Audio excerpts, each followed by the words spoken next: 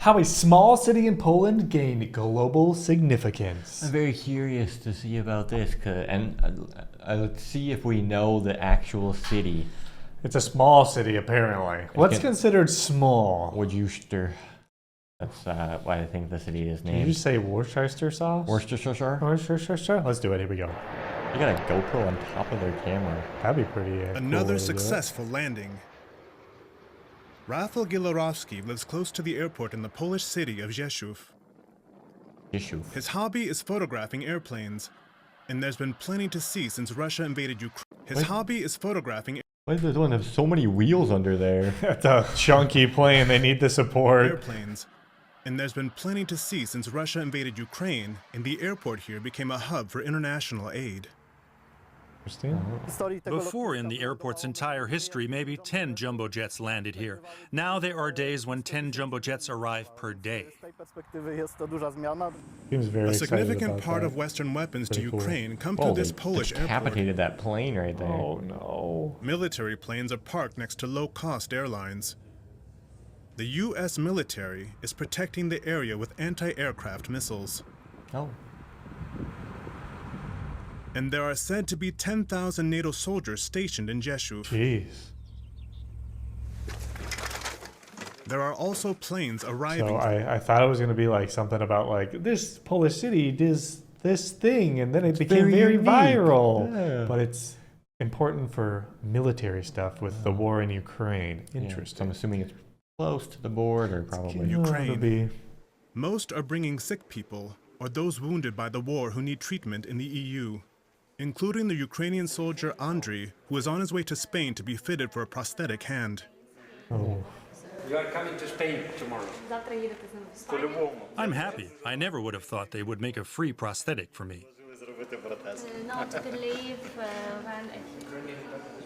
Among those bringing Ukrainians in need of treatment is paramedic Anna Bublik.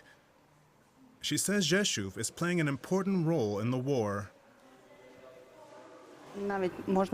This place is currently very important for us. The city took us in from the first day of the war and is helping us and our patients.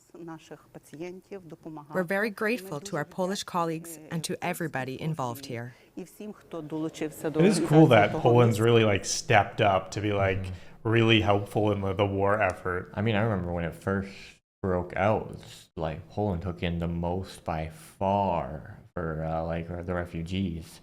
Yeah, that's cool. When's this video from? Probably a few years ago. Oh, wait, 2 years ago. Okay. A little late. I wonder what's going on in this city nowadays. Yeah, is it still a military base or a military like airport spot?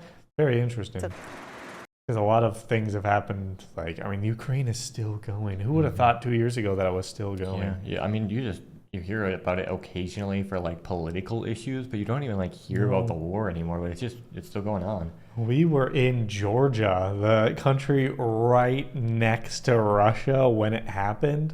So that was pretty crazy that we were there. It was a little scary. Yeah, our family was like, you gotta go now. Especially since Russia did the same thing to Ukraine that it did to Georgia, like in 2008. Yeah. Crazy. The new situation has economically benefited the city, particularly hotels and restaurants such as this pizzeria, where U.S. President Joe Biden ate when he visited the troops.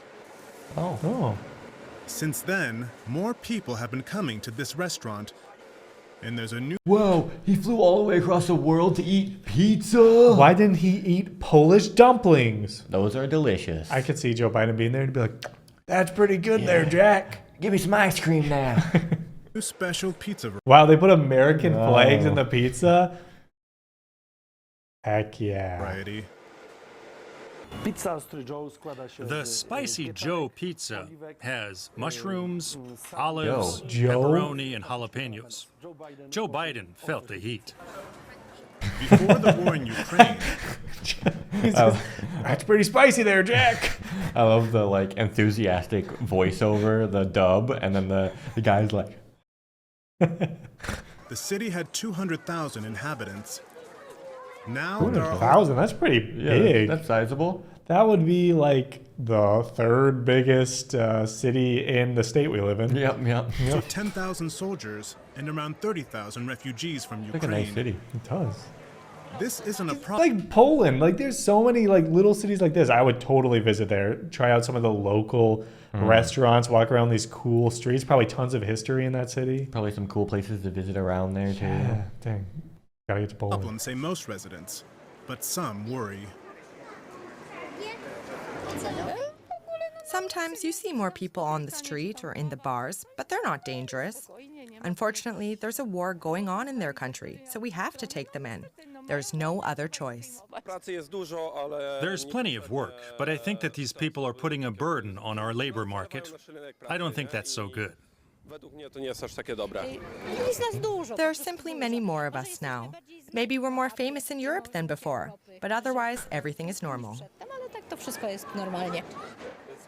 Mayor Konrad Fiołek has also gotten used to the city's new role. We are not so big city, normally close to the EU border, now in the middle of historical site on there. The guy just rose up. Can I get a picture with you, Mr. Mayor?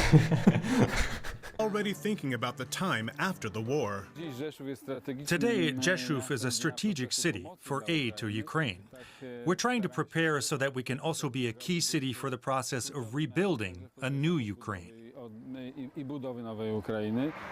But before that, the war has to end. Wait, the camera. Meanwhile, Yeah, people right. here don't seem scared of becoming a target. Plane spotter Rafał Gilarowski explains why. There are American and British soldiers here, so we can feel quite safe. Also, because we're part of NATO. Despite I like his him. hobby, He's just having a good time. Watching his planes flying by. You know, some of the people in the town, they might be like, "Oh, why are all these people coming to our town?" He's like, "More planes, better for me." He probably didn't even notice the people coming in. He just like the plane. he would be glad to see fewer cargo and military planes, as that would mean a return to peace. Very, very interesting. Yeah, I mean, because you obviously hear about how much the war would affect Ukraine, but just in this one city, it had such a huge impact on that city too, and it's not even like part of the war technically. They're not at war. Yeah, it's very interesting because, like we said at the beginning, we were in Georgia, and at the time when the war broke out, there's actually a lot of Russians that were fleeing Russia because of like they were like forcing tons of people to join the army and go out, and they didn't want to be part of the war. So it's kind of a similar thing that happened to the capital city of Georgia, Tbilisi. Like so many Russians were flooding in, and new people were everywhere. There was kind of like they were running out of places for people to stay. Prices were going up, stuff like that. So it's very interesting. The huge difference in those two is that the Georgians were very, very, very not fond of the Russians, obviously because of the history and because they're the ones who started the war there. Yeah. So it was not a great situation for the Georgian citizens because the prices were rising because of people from a country who invaded them and set them back. Even if the people had nothing to do with it, you Yeah. know, the blame kind of gets put on. So I would be curious to know like what the situation, because you saw both sides of the coin right there from those two interviews. The woman that's like, "Yeah, it's good. We need to help people," and then the guy that's like, "I don't know. They're jobs. taking our jobs." So it is interesting. Let us know what you think down in the comments below, and we'll see you in the next one. Bye.